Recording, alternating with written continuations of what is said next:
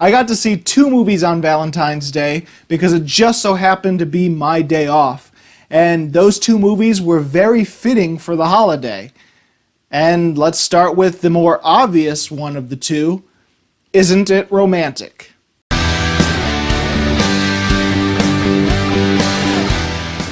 Isn't It Romantic is a rom-com, which is also a satire of rom-coms. It stars Rebel Wilson, and she lives in the real world, and she despises rom-coms and their fakeness and all the terrible cliches in rom-coms. She despises them with a passion. Well, one day, someone tries to mug her, she bonks herself on the head, and she wakes up inside an alternate universe where the world is a rom-com. It's still her universe, it's still the people she knows and talks to. It's just now everything is set in a rom-com formula. And now she has to figure out how to get through it and get back to normal. There were 2 rom-coms that had a major release in the US on February, and out of the 2 of them, Isn't It Romantic was the one I had some hope for. I had no hope for What Men Want, and I'll have to talk about that eventually because that was the first movie in February I saw. Well, actually second because Miss Bala was the first. So yeah, I know I'm going to have to talk about What Men Want eventually, but Isn't It Romantic I had some hope for because it clearly was making fun of rom-coms. It was a satire of rom-coms. It could be a little bit meta. The trailer it made me laugh at least. And I will say I was not disappointed watching the movie. I'm not a big fan of rom-coms, and so some of that satirical edge where it talks about the cliches of rom-coms, makes fun of things, points out the dumb things in these cliches, while still managing to be a rom-com itself, was admirable and something that I honestly enjoyed. I thought Rebel Wilson was great in the leading role of this movie. Granted, a lot of it just had to have her point out the obvious cliches of a rom-com, and that was the main joke of the movie, but I thought she was great in the movie. But honestly, I liked everyone in this movie, especially the contrast between what they were like in the real world as the movie starts versus how they act in the rom-com. Another little touch that I liked in this movie was the camera work. The cinematography and the setting and the color is all very different when it's in the real world for the first act of the film. It almost has like this gritty sort of cinematography.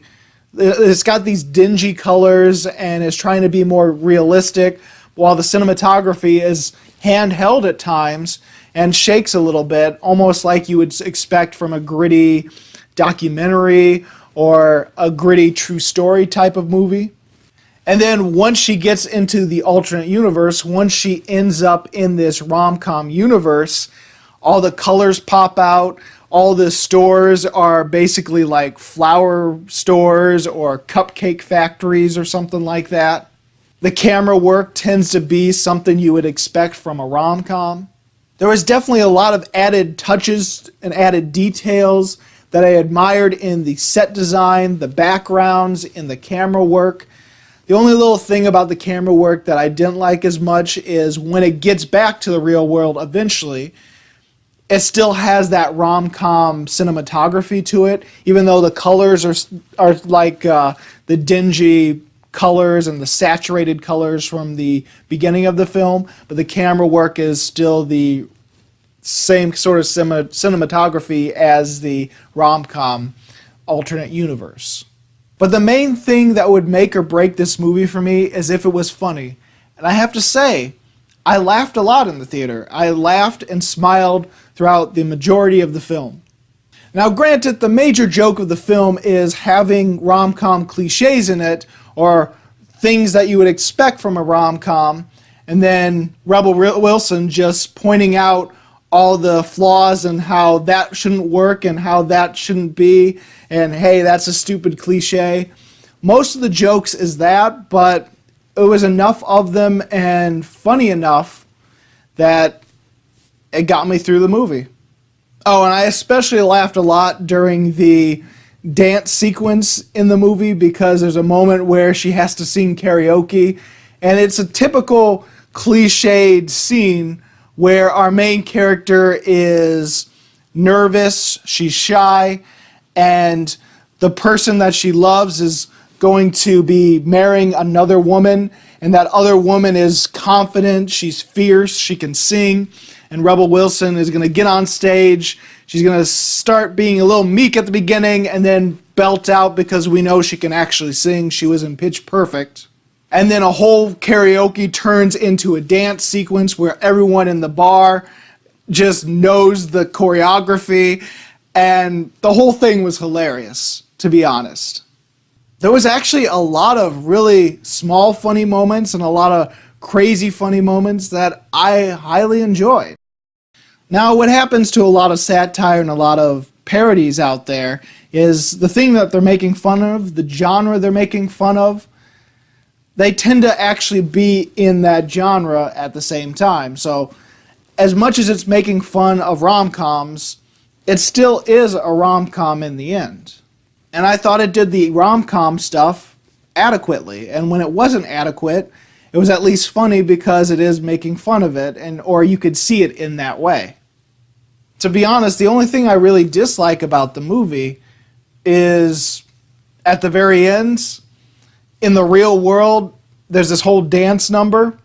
And because this movie is a satire or a parody, when the dance sequence happens at the ending credits, I was thinking, okay, the final joke, the final punchline is going to be a cut to Rebel Wilson and it's all in her head or something like that.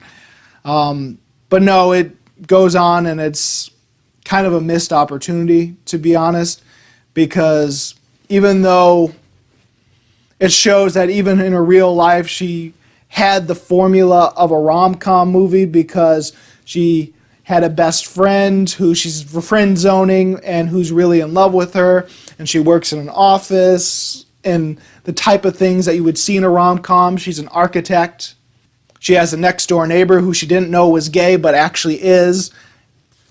Which, by the way, the gay sidekick cliche in this movie is hilarious because he just pops out of nowhere, just suddenly appears in her apartment, and it's like he has no job. It even says it in the movie. He has no job, and it's like the only thing he lives for is to help her out and help her get a man.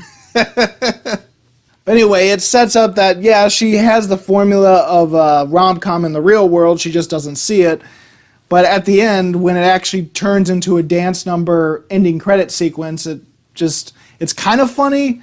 I mean, there's ridiculous moments in there, but in the reality of the movie itself, it didn't quite work, to be honest. But I did have a good time watching Isn't It Romantic? And I have to say, in the end, I'm going to have to give it 3.5 stars. So, did you see Isn't It Romantic? What'd you think about it? Go ahead and comment below. And if you like this video and you want to see more, please subscribe and check out my movie reviews or countdowns of this year, of previous years, of whatever. As always, this is Bruce Gifford, and this was Just My Opinion.